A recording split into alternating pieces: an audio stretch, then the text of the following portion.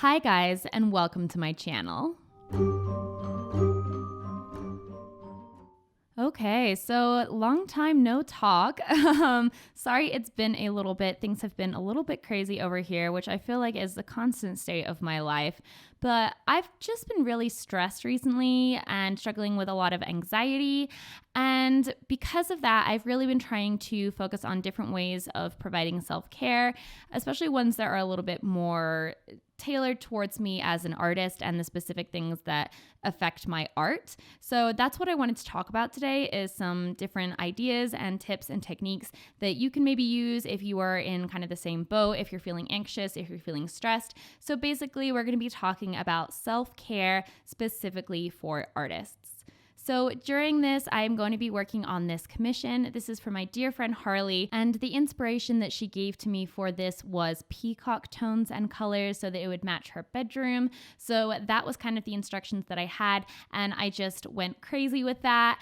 I am working on the Strathmore watercolor paper. I'm using right now the Dr. P.H. Martin's Black India ink. And then later on, I'm going to be using the Denise Soden Da Vinci palette, as well as the handmade paints that I have from Artemis Paint Studio.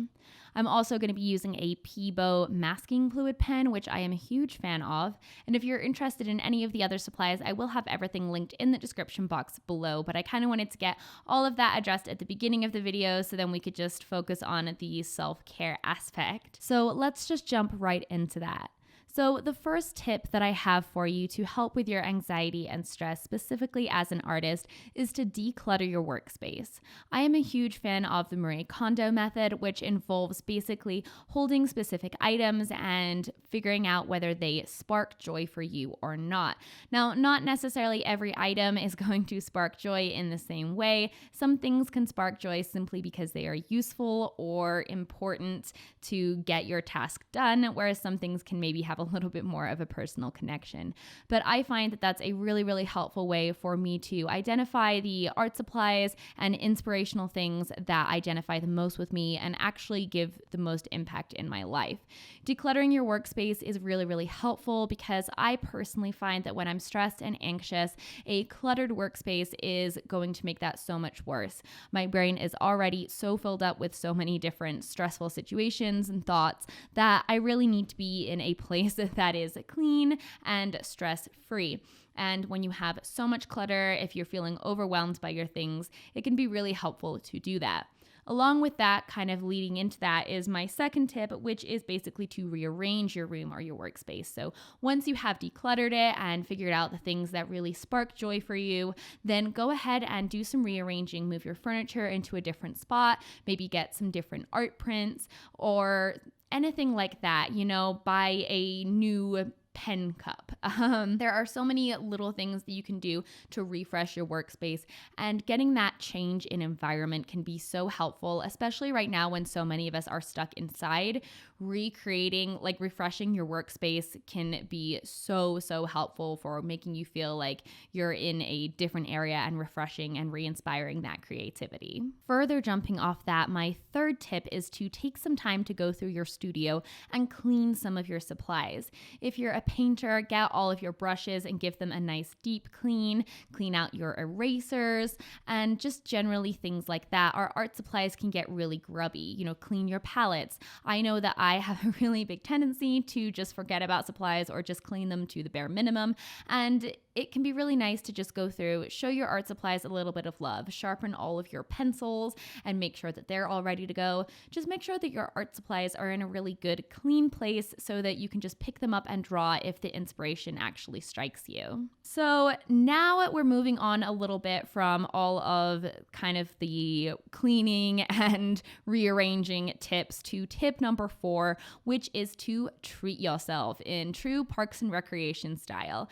There are different ways to treat yourself, and they're not all financial. Obviously, it is a little bit easier if you can just buy yourself some new art supply that you have been wanting for so long. But there's also options that aren't financial, such as treating yourself to taking a course that you've really wanted to do, like a free one online, or treating yourself to going to, a place that you've always wanted to go in your town to paint, treating yourself to quiet time, private time. There are lots of different ways that you can treat yourself that aren't financial. So even though the idea of treat yourself kind of does have more of a financial aspect, and if you can afford that, then I do think that's a really fun thing to do. Obviously, you can't buy happiness, but sometimes getting a new art supply can really rejuvenate or refresh kind of your inspiration, but that isn't possible for all of us. So for those of you who just can't afford to do that right now, then there are other options to treat yourself. Just try to think about something that you've been really wanting and find a way to make that happen.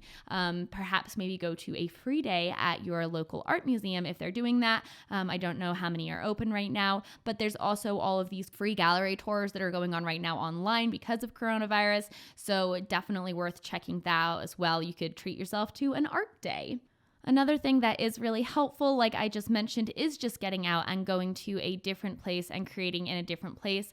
Right now it's a little bit hard, but we can go to so many beautiful spaces in nature, especially as it is summer in the Northern Hemisphere. So definitely a really good way to just kind of break that mental block. I took a walk today with my dog. It's just like a really slow walk. I just let her take time to smell all the things. We went at like a snail's pace, but it was really nice to just take a moment to be quiet. And that leads me to my next tip, which is to take a moment to think about what you're thankful for and think about what you're grateful for, especially in regards to art. Now, this isn't something that I talk about a whole lot. I don't really I'm not really a big sit down and make a list of what you're grateful for or thankful for kind of person, just because I feel like I always end up writing the same thing. Like, I'm thankful for my family, I'm thankful for my sisters, I'm thankful for my boyfriend, like I'm thankful for my house, like that kind of thing. And I am very thankful for those things, but I think targeting it specifically to your artwork can be very helpful. So what do you love about art specifically? What are you thankful the art has maybe brought into your life? And what are you love about your own art even? Like, write down the things that you're grateful for. So like, I am grateful that art has brought me my YouTube community. I am grateful that art has brought me some of the most amazing friends that I've ever had. I am grateful for the peace that art brings me when I create. I am grateful for the fact that I have the ability to create things, and I really enjoy that. And I am thankful that I have a supportive family. Like, there are so many different things, and they're maybe different for you, but do try to think about what makes you happy in art. Why do you make art? Why do you want to make art? What is it about that appeals to you? And try to revisit those original intentions. Along with that, one other tip that I have is to revisit your favorite pieces or your old sketchbooks, especially if you have travel sketchbooks. I really love looking back on my old travel sketchbooks. Even though a lot of my art is old and some of it is not very good anymore, there's still little gems in there that I find myself appreciating. And it's just really wonderful to revisit that time in my life, especially when I was younger. I have a lot of sketchbooks from when I was living in Europe, when I was backpacking around Europe, and they are just so wonderful to revisit and remember that time and, remember what it was like working on that sketch. And to that same effect, going back and looking at some of the favorite pieces that I've made, pieces that I'm really proud of and that I still am. And I hope that everyone has those pieces, the ones that really stand out to them as this is one of my favorite pieces I've ever made. Go back and look at that piece and, think about what it is about that piece that made you so proud. What were you happy about? And remember that you made that. Like, you made that. You can make it again. If you made art that you love that much, you can make more art that you love that much. So remember that and keep that in mind, that if you did this, you can do, anything, you can continue to do the things that you were proud of, if that makes sense. So the next tip that I have is really kind of more focused on when you're finally starting to feel like you want to get a little bit more creative again. And that is to art journal. Art journaling is a really, really low pressure thing, at least for me. You can go and get something specific to art journal in. I do recommend like a mixed media notebook or something like that. I've also seen people do things in old books, and that is really cool. You kind of gesso over the pages, stick the pages together. But art journaling is so free form. There are so many amazing art journaling videos on YouTube, as well as some really, really cool inspiration on Pinterest. But you don't even have to draw to art journal, which is why it is so great, especially if you're in a slump, if you're just feeling down about yourself or whatever. You can go and just throw your feelings in an art journal. I mean, you can scribble the entire page with black Sharpie. Like, I have written like curse words over an entire page and then just painted over it with gesso before, because to cover it up, because that helped me feel better. You know, you can write letters, you can draw the things that are bothering you, you can draw the things that you're wanting, you can do collage and stick that in, and stick your favorite quotes in, and print things out and add that in. And there's just so many different options that you have with art journaling to express both your creativity and your feelings and emotions. Because when you are dealing with issues like anxiety, depression, stress, and you are trying to practice self-care, it's important that all our self-care isn't just as simple as treat yourself. Some things like that can be really, really helpful, but there are some things that are going to require you to dig deeper and maybe do things that you don't necessarily like at the time, knowing that you're going to feel better after you do it. Self-care isn't just like buying yourself stuff and taking bubble baths, even though those can be really fun and can be helpful in the moment. Self-care is also doing things that are going to help you make lasting changes in your life.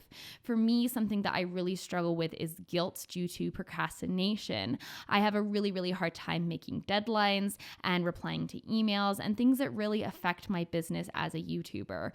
One of the things that really affects me with that is that I then become paralyzed with guilt, and it exacerbates the problem. So for me, self-care is addressing things that I don't want to address, knowing that the guilt that I feel over having not addressed that will be relieved later. And I think art journaling is a really good way to kind of start getting back into the vibe of actual creation. And even if that may be something that you're a little scared of right now, it's kind of an easier way to jump back into that. So another thing that I do think is helpful in relation to art journaling is basically, it's a similar thing, but doing something fun, doing something that's completely different than what you normally do. So if you're a painter, do something 3D or learn how to sew. Great time to learn how to sew, you guys.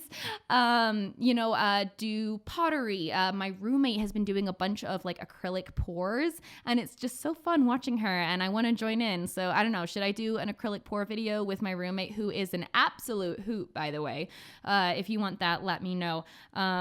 I think that would be a lot of fun, and I've actually never done one. So yeah, just doing any kind of something different, just learn a new skill. Because right now, if you're like, when you're starting to learn a new skill, it's kind of one of those things that you know you're not going to be that good at it, so it's okay. Versus when you're trying to do something that you know, like you're like, I should know how to do this. And if you can't get it, it can just make those, that stress and like anxiety so much worse. So there are a couple more tips that I have. The second to last one is a little bit different than all the others, but that is actually wrist stretches. Being an artist is a physical activity. As silly as that may seem, we are sitting at a desk, we are crouching down, our backs are bent, our shoulders are hunched half the time, and we are doing a lot of wrist movement. You are supposed to draw from the elbow, that is true, but a lot of artists struggle with that, including me. And when you are working on a detailed image, that can be a lot harder. A lot of artists deal with things like carpal tunnel and other issues in your wrists. So doing wrist stretches is really important. So ways to do wrist stretches, I will link some things down in the description box below. But what I do is I put my hand directly in front of me with my hand upwards at a 90-degree angle and my fingers spread. I'm going to reach forward and I'm going to grab my thumb. I'm going to pull slightly outwards down and then backwards. Hold that for a few seconds, then I'll move to my next finger, and that one I'm just gonna pull back. I don't need to pull it side. And I'm gonna do that with all of my fingers and then move to the next hand. I try to take a breath in and out as I pull back each finger. Along with that, you can obviously put your palm at a 90-degree angle and then kind of pull it back on your fingers just to stretch out that as well. So I'll link stuff in the description box so there's actual like visual reference for you, but wrist stretches are really helpful. Don't pretend that art isn't a physical job, because it is, and it can have, physical impacts on you. Along with that, like I said, your back and your neck can be really hard. So make sure right now, as you're watching this video, I want you to pull your shoulders back away from your ears, pull your tongue from the roof of your mouth, and make sure that you are breathing, that your forehead is relaxed, and that your jaw is relaxed. It's really, really important. Now, I do have one last tip for you, and that is to simply walk away. Sometimes you have done all you can and you just need a break, and that is okay. It is okay to take the time that you need to make sure that you're healthy. You can't help anyone else if you're not healthy, and you need to take care of yourself. If you need to walk away, whether it's from your art, from social media, from communication, for just a little bit, it's okay. Take the time that you need and reach out to the people that love you and talk to them and just let them know. And they can be a great support system for you. So I hope that everyone is doing okay out there. And I hope this video helped you and gave you some ideas about ways that you can take care of yourself and your creativity. I love you guys so much. Thank you for watching. I hope you liked the art, and I will see you in my next video. Bye, guys.